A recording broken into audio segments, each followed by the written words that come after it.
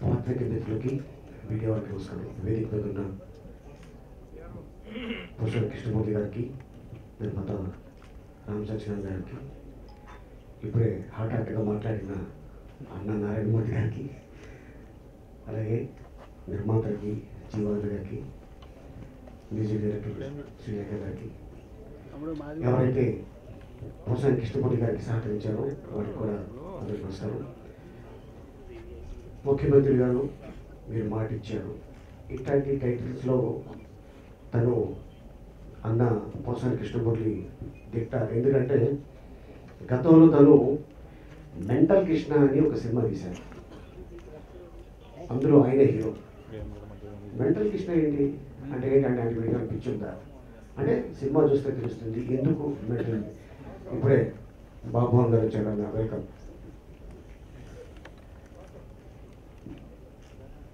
అలాగే operation Duryodhana, so ఆ సినిమాలో ఎంత అద్భుతమైన మెసేజ్.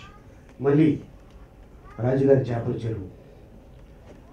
చాలామంది ఇండస్ట్రీలో ఎంతమంది ఆర్టిస్టులు పెట్టుకొని సినిమా చేయొచ్చా అనేది అప్పట్లో ఆశ్చర్యపోయారు. శ్రావణ మాసం దాంట్లో కీర్తిశేషుడు హరికృష్ణ గారు, కృష్ణ గారు, అండ్ అలాగే ఇండియా అంటే ఆల్మోస్ట్ ఆంధ్రప్రదేశ్లో ఉన్న తెలుగు కమెడియన్స్ అందరూ తీసుకెళ్ళి ఆ సినిమాలో పెట్టి చాలా అద్భుతంగా సినిమా తీశారు.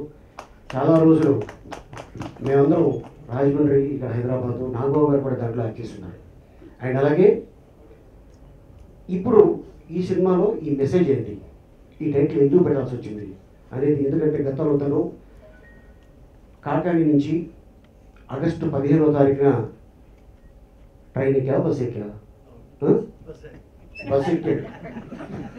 మనకి స్వాతంత్రం వచ్చిన రోజు అది. ఆ రోజు ఎందుకు మరి ముహూర్తం పెట్టుకున్నాడో నాకు తెలియదు, కానీ గాంధీ గారి పేరు చెప్పుకొని ట్రైన్ బస్ ఎక్కేశాడు. ఎక్కడికి వచ్చింది బస్ అంటే చెన్నై వెళ్ళిపోతుంది అని చెప్పారంట. ఈ చెన్నై వెళ్ళి అంటే భాష రాదు మనకి, తమిళ రాదు. మనం పోనీ మన ఫ్యామిలీ ఏదైనా పెద్ద ఫ్యామిలీయా కాదు, చాలా చిన్న ఫ్యామిలీ నుంచి తను వచ్చి కేవలం తను ఇండస్ట్రీకి ఎందుకు వచ్చారనేది నాకు ఒక ముక్కలో చెప్పాడు. మా నాన్న ఆస్తంతా పోగొట్టుకున్నాడు, మాకు తినడానికి తిండి లేకపోతే ఈ కుటుంబాన్ని నేను ఎలా చూసుకోవాలి, అందుకోసం నేను ఏదో ఒకటి చెయ్యాలి అని చెప్పి చదువుకున్నా, నా కలంలో బలం ఉంది, ఈ కలంని ఉపయోగిస్తాను అని ఆ పెన్నుని ఇంకుని నమ్ముకున్నాడు. చెన్నై దిగాడు.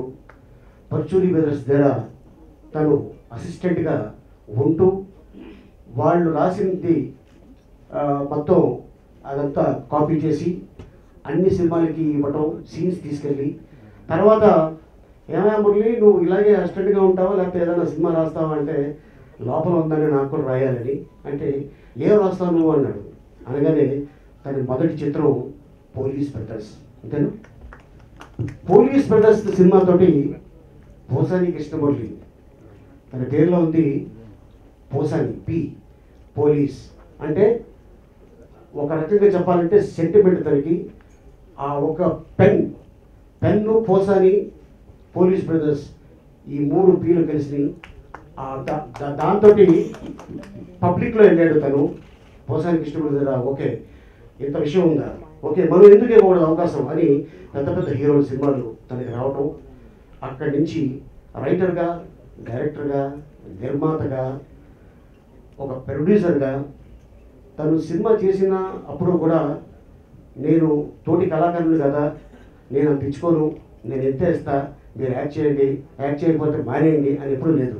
ఏ ఆర్టిస్ట్ ఎంత తీసుకున్నారో తనకు తెలుసు, అంతే డబ్బులు ఇచ్చాడు, ఎవరికి ఎక్కొట్టడం. కానీ సినిమా ఫ్లాప్ అయిపోయినా కూడా తన ప్రాపర్టీ అమ్ముకొని అప్పు తీర్చాడే తప్ప ఎవరికి కూడా నేను డబ్బు ఇవ్వను, ఏం చేసుకుంటారో చేసుకోండి అని ఎప్పుడు చెప్పలేదు. ఎందుకంటే తను చాలా సైలెంట్గా ఉంటాడు, తను ఎవరి జోలికి వెళ్ళడు, షూటింగ్కి వస్తాడు, పని చూసుకుంటాడు, వెళ్ళిపోతాడు.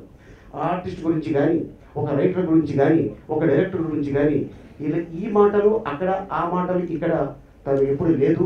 రావటం, షూటింగ్ చేసుకోవటం, వెళ్ళిపోవటం. అండ్ ఇంకోటి ఏంటంటే మన పని మనకే తప్ప అవతలోడు ఏదైనా ఇబ్బందులు ఉంటే మనకి చేతంది సాయం చేయాలి. ప్లస్ తను చేసే సాయం ఎవరికి కూడా చెప్పుకోడు, చాలా సాయం చేస్తున్నాడు.